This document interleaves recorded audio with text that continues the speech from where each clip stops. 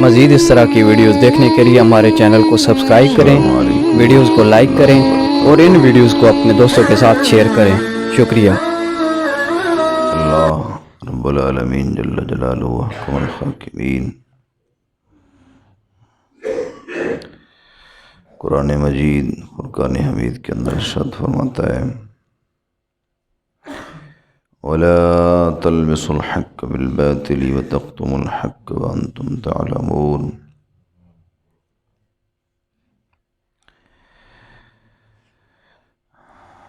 حق سے باطل کو نہ ملاؤ، سچ کو جھوٹ کے ساتھ نہ ملاؤ، اور جان بوجھ کر حق باتوں کو چھپایا نہ کرو۔ وَأَنْتُمْ تَعْلَمُونَ، حالانکہ تم یہ سارا کچھ جانتے ہو۔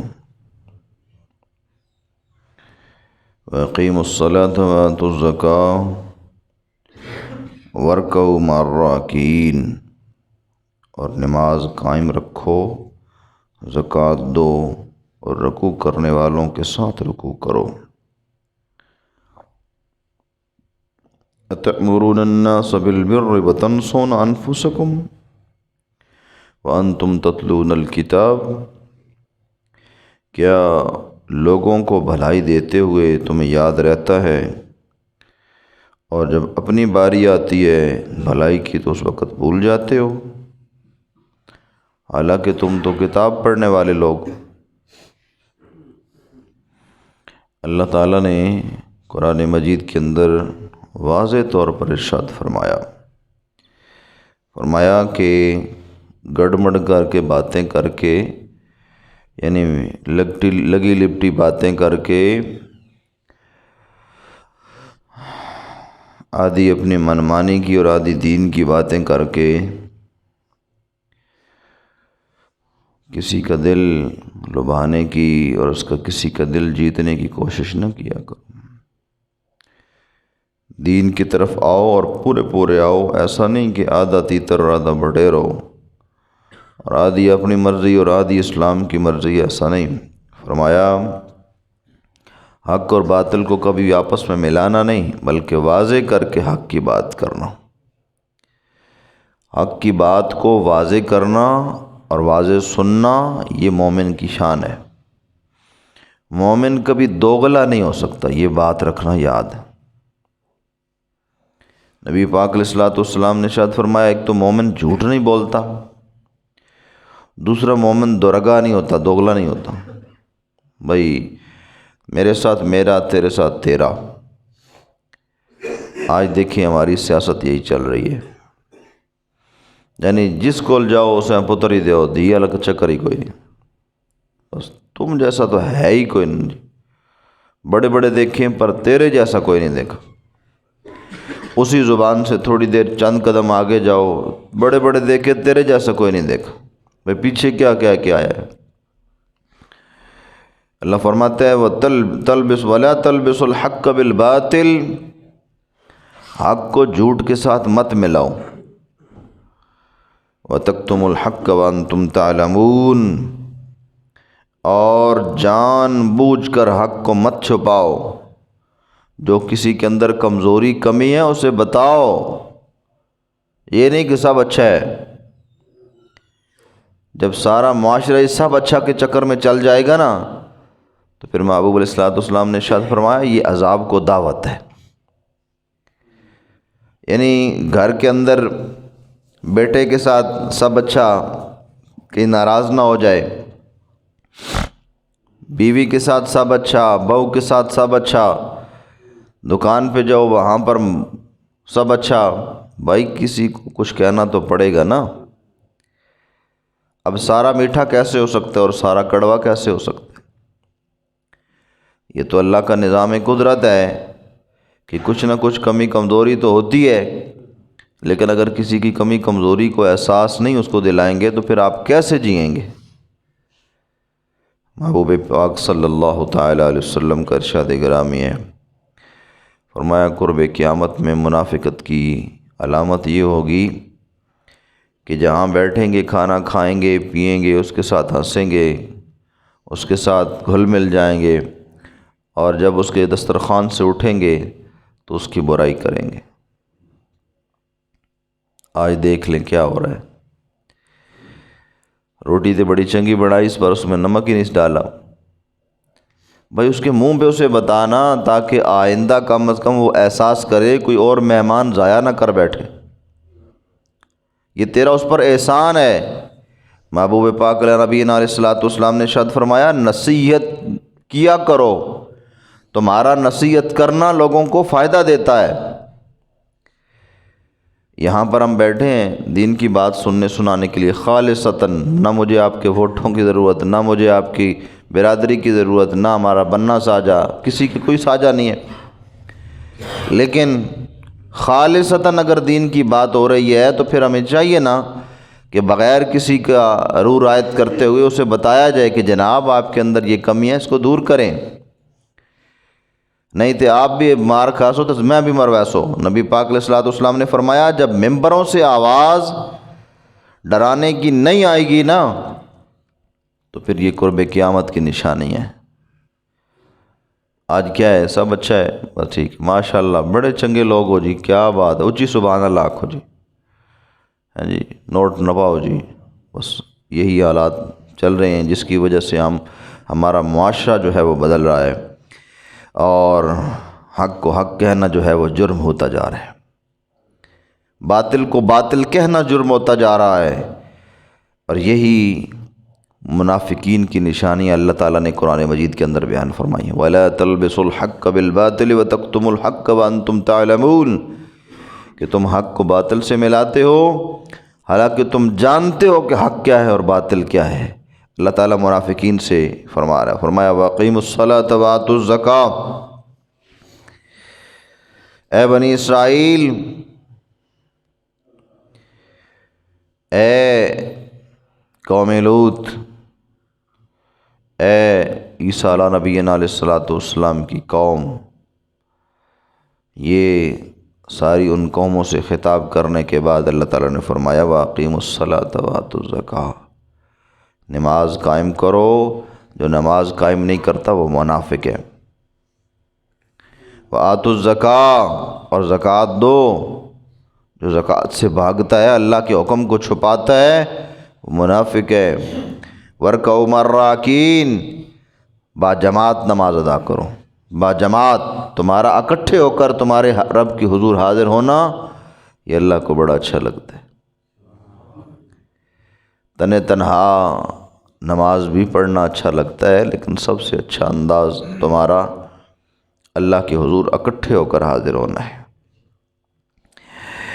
اور پھر فرمایا تأمرون الناس بالبر، لوگوں کو جب بھی حکم دیتے ہو نیکیوں کا اور اپنے آپ کو بھول جاتے ہو، خود بھی اپنے اوپر نیکی کا کوئی رنگ چڑھاؤ نا، دکھاؤ کہ تم نے کیا نیکی کی ہے، پتہ چلے نا تم نے کوئی نیکی کی ہے۔ بس لوگوں کی طرف تمہارا دھیان ہے، فلاں نے یہ نہیں کی، فلاں یہاں سے ماڑا ہے، فلاں یہاں سے غلطی کرتا ہے، یہ کرتا ہے، وہ کبھی اپنے اندر بھی دیکھا ہے؟ انفسکم وتنسون انفسکم، اور اپنی جانوں کو تم بھول جاتے ہو، وانتم تتلون الکتاب، حالانکہ تم کتاب کے اندر پڑھتے ہو، حالانکہ اللہ کی آیاتوں کو پڑھتے ہو، حالانکہ قرآن مجید کو پڑھتے ہو، لیکن پھر بھی تم حق کو بھولے ہوئے ہو اور اپنی جانوں کو بھولے ہوئے ہو۔ حضرت سیدنا ابراہیم خلیل اللہ علیہ السلام، آپ جنگل میں تشریف لے جاتے ہیں تو ایک ہرنی دوڑی دوڑی آتی ہے، تو آپ کو پیاس لگی تو آپ نے فرمایا مجھے پیاس بجھانی ہے۔ اللہ کے نبی کی یہ شان ہوتی ہے کہ اس کی آواز کو، اس کی بولی کو ہر جانور سمجھتا ہے، ہر شے سمجھتی ہے۔ تو آپ نے جب احساس کیا نا تو ایک ہرنی دوڑی ہوئی آئی، اور جس ہرنی کا دودھ حضرت ابراہیم خلیل اللہ علیہ الصلوۃ والسلام نے پیا نا، پوری دنیا کے اندر پوری دنیا کے اندر اس ہرنی کی نسل جہاں جہاں بھی ہے، اللہ تعالیٰ نے اس کی نسل کے اندر یہ خوبی رکھ دی ہے کہ اس کا نافع، اس کی دھنی کے اندر اللہ تعالیٰ نے خوشبوئے عنبر پیدا فرما دی۔ کستوری جسے ہم کہتے ہیں نا، کستوری، یہ ہرن کی ناف کے اندر خوشبو پیدا ہوتی ہے۔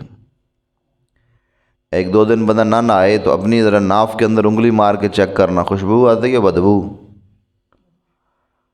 اسی طرح جسم کا حصہ ہے نا، جب وہاں ہوا نہ پہنچے تو یہ فطرت ہے کہ وہاں بدبو پھیل جاتی ہے، لیکن اللہ نے اپنے نبی کی وفاداری اور فرمانبرداری کی برکت سے ایک جانور کے نافع کے اندر جہاں سے لوگوں کو بدبوئیں آتی ہیں، وہاں پر دنیا کی فرسٹ کلاس خوشبو پیدا فرما دی،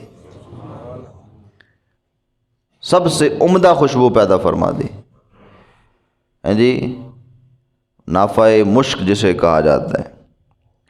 اور یہ اس ہرن کا رنگ بھی ایک خاص ہوتا ہے، دنیا میں پھر اس کی بڑی بڑی قیمتیں ہیں، یہاں تو پتہ نہیں کیا کیا ملا کے دیا جاتا ہے نا، بڑی بڑی قیمتیں ہیں۔ جو عرب ممالک کے اندر لوگ رہ کے آئے ہیں انہیں پتہ ہے کہ سونے، چاندی، ہیرے، جواہرات جہاں بکتے ہیں اسی جگہ پر ہرن کا نافع بکتا ہے، ان دکانوں کے اندر ہرن کی وہ دھنی بکتی ہے۔ حضور علیہ الصلوۃ کے غلاموں، ذرا غور کرو، جس ہرنی نے جناب ابراہیم علیہ السلام، ایک تو یہ ہے روایت، اور ایک روایت حضرت آدم علیہ السلام کے متعلق بھی ہے، جس جانور نے نبی سے وفا کی ہے، نبی سے وفا کی ہے، اللہ نے اس کی نسل کو خالی نہیں چھوڑا۔ جو بندہ ہو کر، انسان ہو کر خدا سے وفا کرے گا، اللہ اسے خالی چھوڑ دے گا۔ اس لیے وفاؤں کی طرف آؤ۔ وفا یہی ہے کہ اپنے نرم گرم سکون والے بستر چھوڑ کر دوڑے مسجد کی طرف آ جاؤ جب اذان ہو، اور سارے اپنے کاموں کو چھوڑ کے ترک کر دو۔ میں نے کل بھی عرض کیا کہ آپ کے قریب راولپنڈی شہر کے اندر صاحب بستے ہیں جن کی دکان ہے اور الیکٹرک کی دکان ہے، وہ کہتے ہیں ابھی باہر نکل جاؤ، نکلو دکانوں باہر، اذان ہو گئی ہے، نماز پڑھوں گا، اس کے بعد جس کا جی چاہے میری دکان پہ آ جائے، جس کا جی چاہے نہ آئے۔ لیکن جب وہ دکان سے جاتے ہیں تو ہجوم کو دکان سے ہٹا کے جاتے ہیں، جب نماز پڑھ کے لوٹ کے آتے ہیں تو آگے پھر دکان کے آگے ہجوم ہوتا ہے۔ سمجھ آئیے، جب خدا کے نبی پاک علیہ السلام نے ارشاد فرمایا، من کان اللہ کان اللہ لہ، جو اللہ کا ہو جاتا ہے پھر اللہ اس کا ہو جاتا ہے، جو اللہ کا ہو جاتا ہے اللہ اس کا ہو جاتا ہے۔ آپ نے عموماً دیکھا ہوگا جب آپ نماز کے لیے دکان کو بند کرنے لگتے ہیں تو فوراً دو چار اکٹھے گاہک آ جاتے ہیں، یار ہی ان کام کی تھی، میں بڑے دوروں آیا، اسے کو بھائی دور سے آیا یا نزدیک سے آیا مجھے کوئی خبر نہیں ہے، میں تیرا کام کر رہا ہوں یا تیرا سودا تول رہا ہوں یا تجھے سودا دے رہا ہوں تو میری موت کا فرشتہ آ جائے، میں یہ کام نہیں کرتا۔ لینا ہے تو لے، ناراضگی ڈالنی ہے تو ڈال، تیرا میرا تعلق محبت کا ضرور ہے، کلمے کا ضرور ہے، رزق کا نہیں ہے۔ رزق کا تعلق میرا میرے رب کے ساتھ ہے، رازق میرا اللہ ہے، وہ مجھے رزق دیتا ہے۔ جب میں اس کی بات نہیں مانوں گا، جب میں اس کے ساتھ وفا نہیں کروں گا تو تیرے ساتھ میری کیا دوستی، بلکہ اسے بھی پکڑ کے کہیں آؤ بھائی نماز کی طرف جاتے ہیں، کام دنیا کے کہاں ختم ہوتے۔ جب یہ روٹین ہمارے بازاروں میں کام کرنے والے بھائیوں کی ہو جائے گی نا تو اللہ کی عزت کی قسم ہے، ہم وہ قوم ہیں جس پر فرشتے بھی رشک کرتے ہیں، ہم وہ امت ہیں جس پر فرشتے بھی ناز کرتے ہیں، لیکن کوئی عادتیں بھی تو ہو نا فرشتوں کو ناز کروانے والی۔ بندہ چھڑا ہی آکھے جی میں چودھری نہ منڈا، چودھری نہ جاگتا، بس چودھری والیاں کوئی آتا بھی تو پانا اپنے اندر، صرف بنا کے جناب میں فلانے خاندان نال تعلق ہے. لوگ کہتے ہیں نا بھائی یہ کس کا پتر ہے جی؟ فلانے کا. ہاں واقعی یار نک انجے لگناس جی تکو نا اس نے متھا انجے لگنا چال انجے ٹرنا انجے اور کام تک اور اس لگنے ٹرنا انجے. ہاں تھوڑا تھوڑا گلاں چو بھی لگنا آبیا ہونا جی. تو دیکھیں نا کچھ انداز امت والے بنا کے دکھائیں, کچھ نشانیاں لے کر جائیں. اللہ اکبر. اندھیری رات سنی تھی, چراغ لے کے چلے.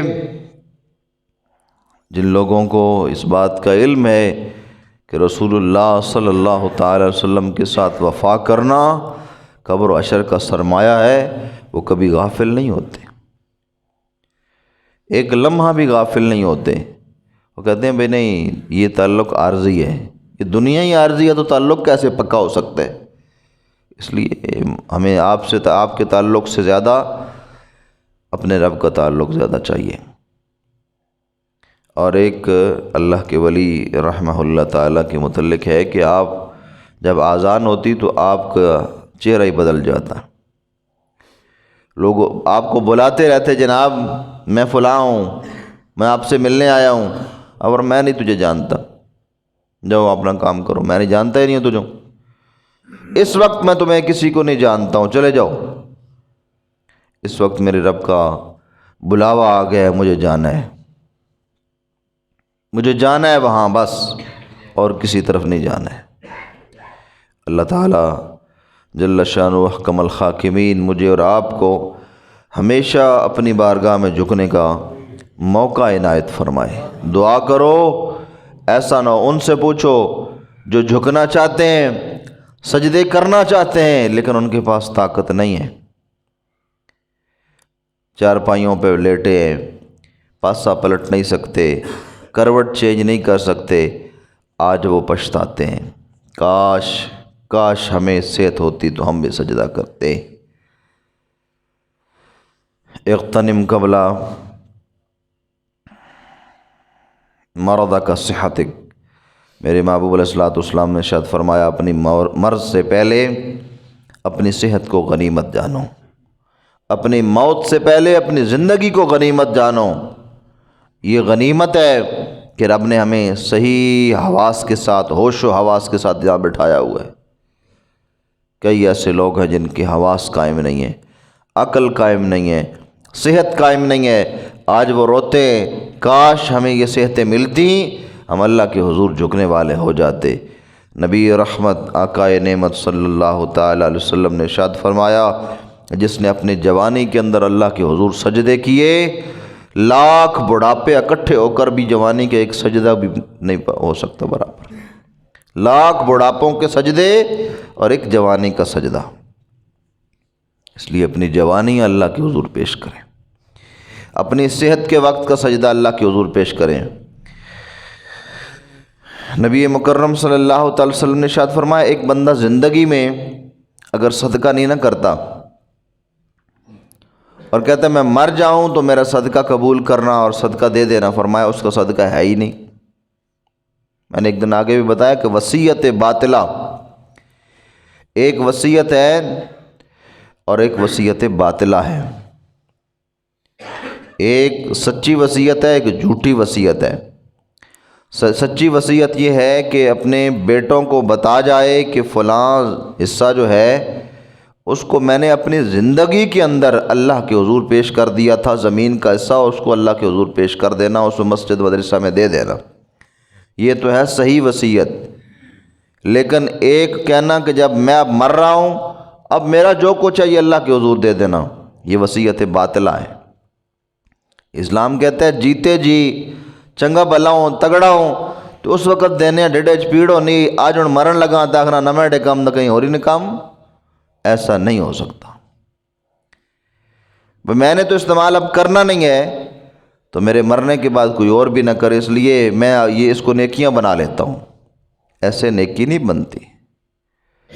اسلام ایسی وصیت کو وصیت باطلہ کہتا ہے. اسی طرح جو بندہ صدقہ اپنی زندگی میں دینا پسند نہیں کرتا اور کہتا ہے جب میں مر جاؤں تو میرے اس پیچھے صدقہ دینا, بھائی ہاتھ تیڑے بھجے ہوئے کھاتے ہوئے تجھے تکلیف نہ ہوئی, راہ خدا پہ دیتے ہوئے تکلیف ہوتی ہے؟ پہنتے ہوئے اس کا رزق تجھے تکلیف نہ ہوئی، اللہ کو دیتے ہوئے تکلیف ہوتی ہے؟ میرے محبوب نے فرمایا تیرے بس 3 ہی رزق ہے، چوتھا تیرا رزق نہیں ہے۔ کھا لیا پہن لیا یہ تیرا رزق ہے، راہ خدا میں دے لیا یہ تیرا رزق ہے، یہ تیرا رزق ہے، اس کے علاوہ تیرا رزق نہیں ہے۔ باقی تو سارے کا سارا مال وارثوں کا ہے، اولاد کا ہے، تیرا کیا ہے؟ اس لیے حضور کے غلاموں اپنی زندگی کا کوئی ایسا پیرامیٹر سیٹ رکھیں جس کے ساتھ اللہ اور اس کے رسول کی تابعداری کے اندر ہمارا وقت گزرے۔ جتنا زیادہ وقت اس کی تابعداری میں گزرے گا اتنا زیادہ اللہ کی نعمتیں ہمارے مقدر بنے گی، اتنا زیادہ ہماری آخرت کا بہتری کا سامان بنے گا۔ محبوب پاک علیہ الصلوۃ والسلام ارشاد فرماتے ہیں جسے اپنی آخرت کی فکر نہیں ہے اس کی دنیا بھی ذلیل ہے، اس کی آخرت بھی ذلیل ہے۔ اللہ تعالیٰ جل شانہ احکم الحاکمین ہمارا یہاں آنا اپنی بارگاہ میں قبول فرمائے اور ہم سب کو بر وقت با جماعت نماز ادا کرنے کی توفیق عطا فرمائے۔ آمین بجاہ النبی الکریم۔ اللہم صلی وسلم۔